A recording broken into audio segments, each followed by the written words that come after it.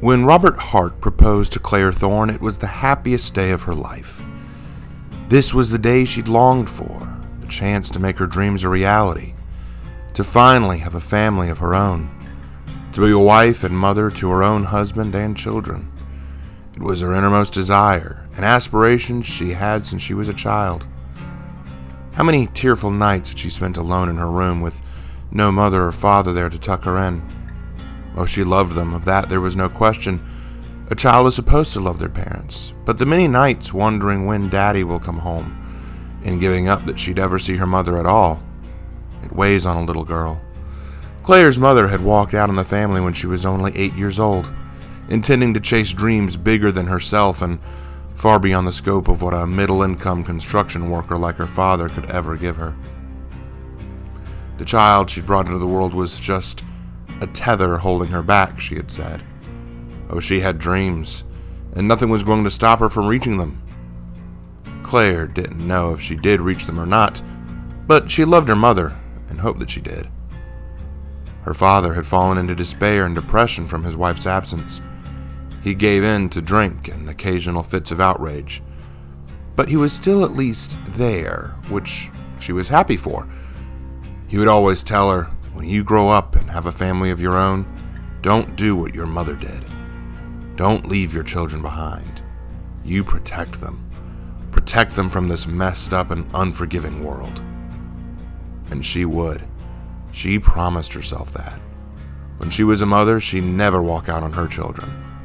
They would be her whole world. Less than a year after her marriage to Robert, Claire gave birth to a son named Daniel. And she loved Daniel like she'd never loved anything else in this world, and for a while, everything was as it should be. She was the mother she was meant to be, and Daniel would never go wanting. But time and money problems began to weigh on Robert. Babies are expensive, it seems, and Daniel was not a healthy child starting off.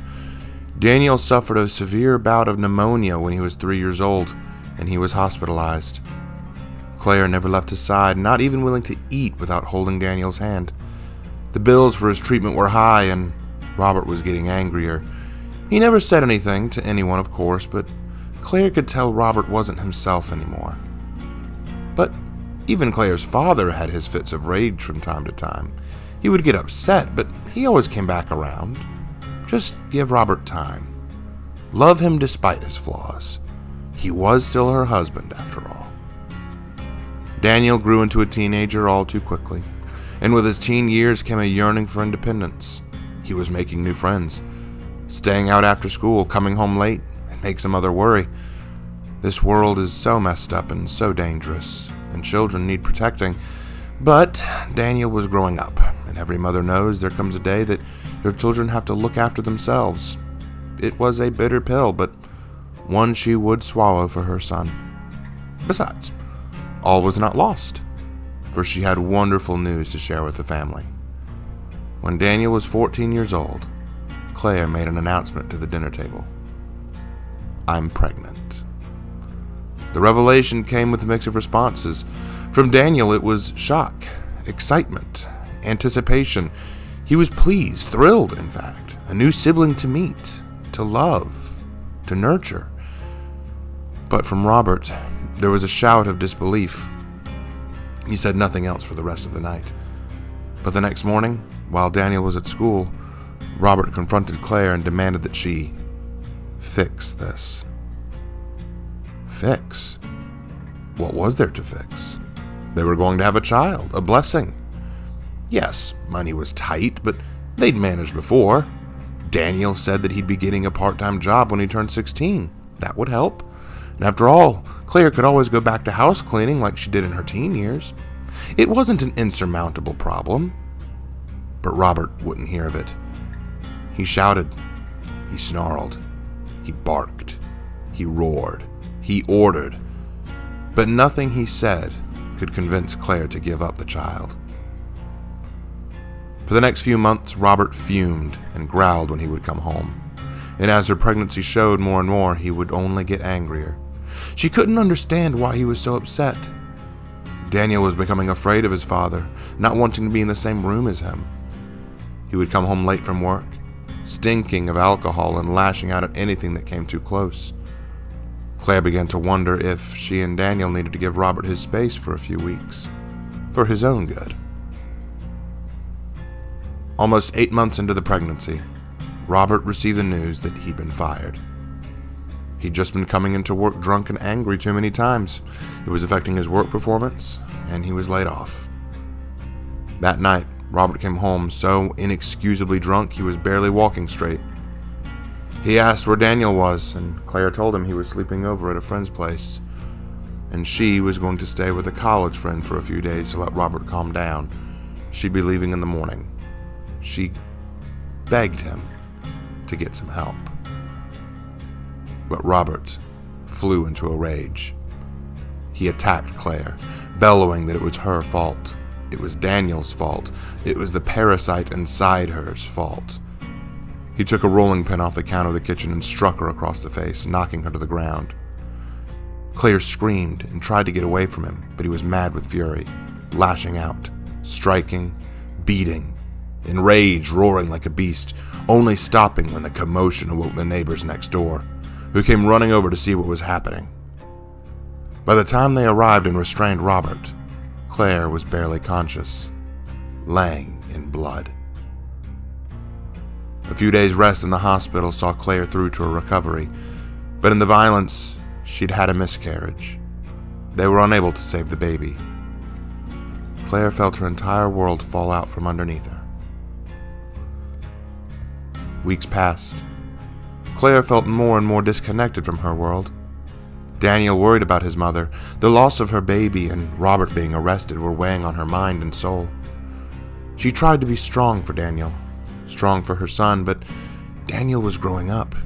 He didn't need his mother like he used to, and when he was out with his friends, busy at school or running track, Claire was very alone. When she did go out, the world seemed so bleak, so dark. Surrounding her were men and women dressed in lewd clothing, drugs being passed like trading cards, and the reek of alcohol and narcotics seemed to fill everywhere, not like the sweet smell of lavender that filled her own home. Children dragged along by deadbeat parents who cared so little for them it tore at her heart. She would have given better to her baby. She would have given her all the love in the world, but the cruelty of this world outweighs the love, and that cruelty is what ripped her child from her. Only Daniel remained. And as weeks turned to months, Daniel began to resemble his father more and more. Oh, she loved Daniel, but looking at him sometimes was difficult. 2 years passed, and to Claire's surprise, she received the word that Robert would be coming home.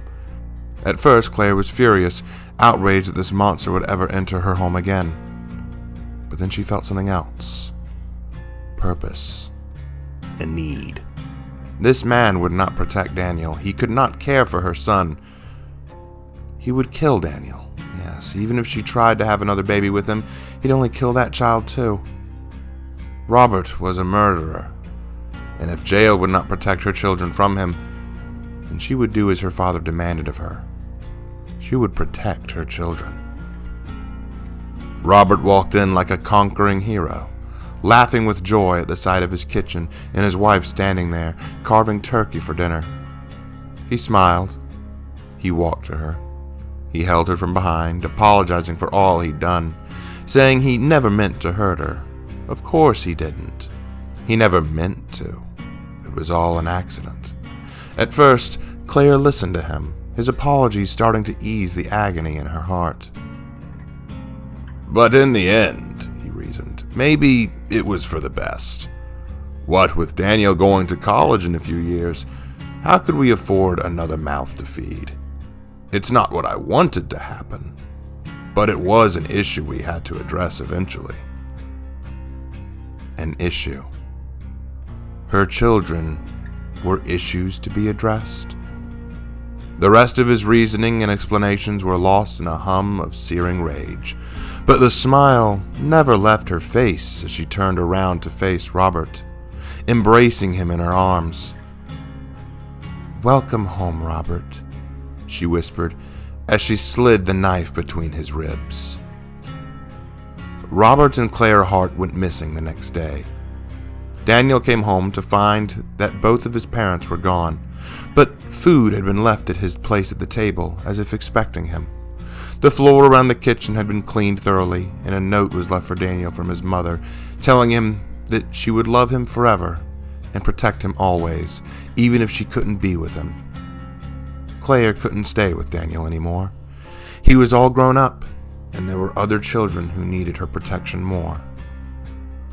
Over the next few years, several strange murder cases began popping up all over the northern United States. The victims were usually men in their late 30s to mid-50s, often with children. The fathers would encounter a gorgeous old-fashioned woman with a beautiful smile and a desire to know them well. They would date for a time, and eventually she'd meet the father's children. After this, one of two things always happened. Either the mysterious woman, always under different names, would vanish without a trace, having deemed this father worthy of his children. Or, a day or two later, the man would be found dead in the trunk of his own car, stabbed and mutilated. The child would be delivered to the police station, unharmed.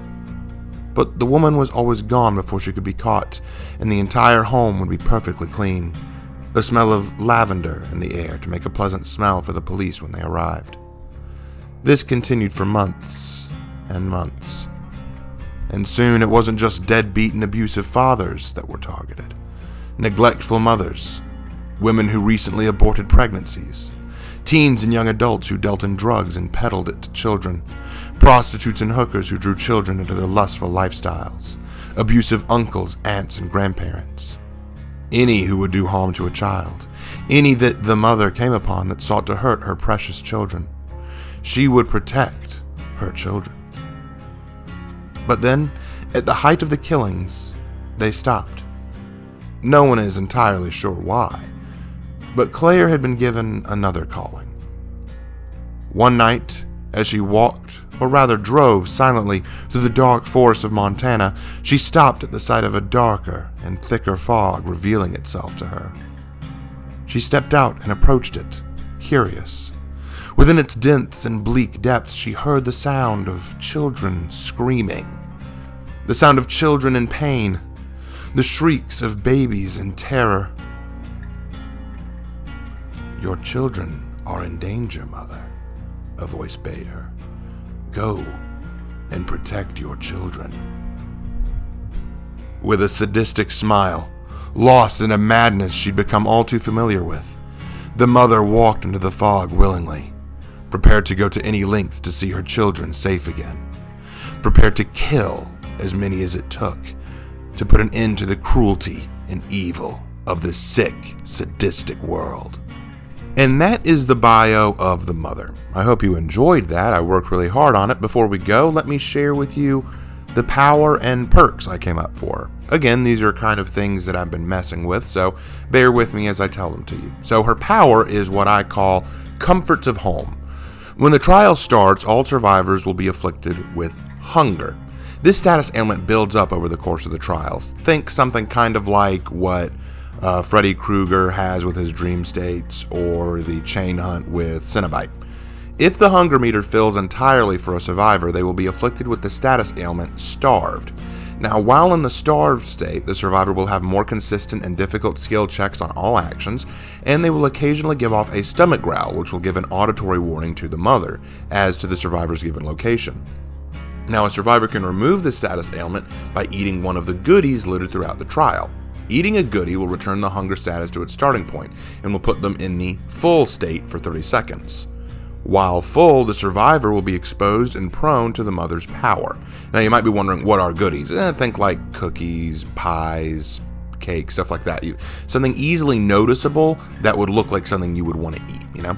So, once eaten, for 30 seconds, the survivor is in the full state. But while in that state, they are exposed and prone to the next power, which is Mother's Embrace. Press the power button on a downed survivor who is currently in the full state. The mother will lift the survivor into an affectionate embrace and welcome them home, marking the survivor with mother's love.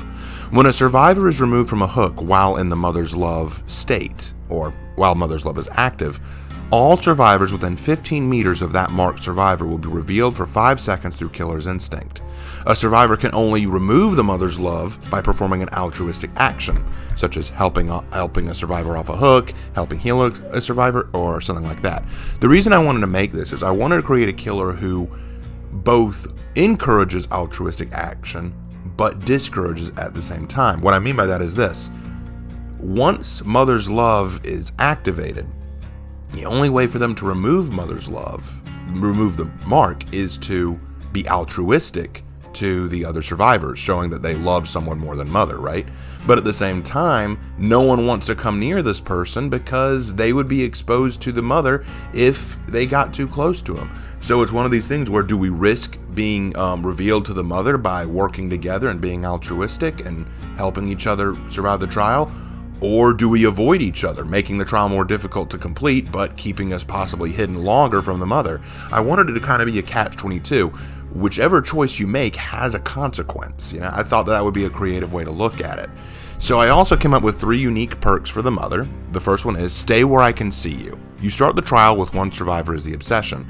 This survivor gains a bonus of 3% to 6% to 12% depending on the level of the perk. And they gain these percentages to speed, and all actions when within the killer's terror radius. So it could be repairing generators, healing other survivors, cleansing totems, opening chests, whatever. Anytime the obsession is unhooked by a survivor or unhooks themselves, however, their aura is revealed to the killer for 5 seconds, 10 seconds, or 20 seconds, again depending on the level.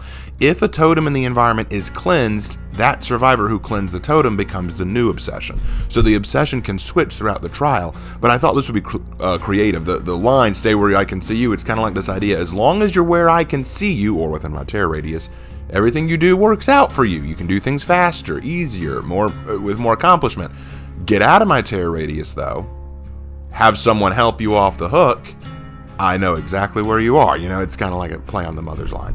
All right, the next perk is spare the rod. When a survivor successfully stuns the killer by any means, that survivor is immediately afflicted with the hinder status effect for 15 seconds, slowing them down for just 15 seconds so the mother can catch up to them. One thing that I think needs to happen is I wish that there were more perks or abilities that killers had that discouraged trying to stun them. Not saying that they shouldn't be stunned, because that's one of the key tools survivors can use to get away. But like, for example, kind of like the Lightborn perk of the Hillbilly, where it makes the killer immune to flashlights. I thought, what if you had something very similar to that with stunning, like with pallets or flashbangs and stuff like that? What if you had something where when it happens, sure, you still stun the killer, but it hinders you for a minute, so you better have another backup plan to get away, right? So the last one is Hex Don't Talk Back. I think y'all will like this one. I like this one because I think it deals with one of the most irritating aspects of the game for me when I play killer. This hex activates when the exit gate switches are powered up. If this hex remains active when the exit gates are opened, the entity will block the exit gates for 10 seconds per survivor still alive in the trial for a maximum of 40 seconds. That means that if there are 4 survivors left in the trial when the exit gates open, that means 40 seconds that the exit gates are blocked. Now, while the gates are blocked, the in-game collapse is paused. Breaking the hex totem will restart the in-game collapse and remove the entity's blockage.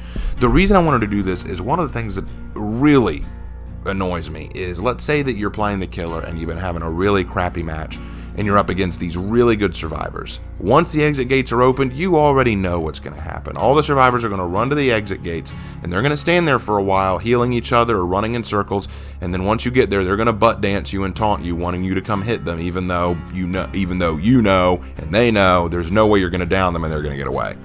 Really irritating, right? Well, this way I think maybe they should think twice about doing that. With this hex in play, if they decide to run around and like go there and haha, we beat you, once they try to get away when you go towards them, suddenly they run into a wall. It kind of reminds me of Blood Warden. That was kind of the big influence, Blood Warden from the Nightmare. I thought something very similar to that would be a good tool here, because that way it punishes the survivors for saying, hey, you know what? We're gonna be toxic right before we get away, making you feel real bad about what you did. This way, it's kind of like, nope, you should have thought about that. That I know it'll probably make a lot of survivors mad, but, give one to the killers. I feel like in today's current Dead by Daylight environment, the killers get bullied way too often, so I thought that'd be creative. So let me know what you think in the comment section, guys. Do you like the mother's bio? If you do, what do you like about it? If you don't, what could be changed? Do you like the power she has? If you don't, what could be changed about it? Or what would you give the mother? Like, I'm just curious. And the perks. Do you think the perks are good? I'll be honest, the perks are a little iffy to me and my brother, but they're what we came up with, wanted to share them. What would you change about them? What would you affect? Do you think that they're good? Let us know. I mean, hey, anything's up for discussion here. This was kind of a fun idea. Let us know in the comment section what you think and what you change, and I will see you in my next video. Take care.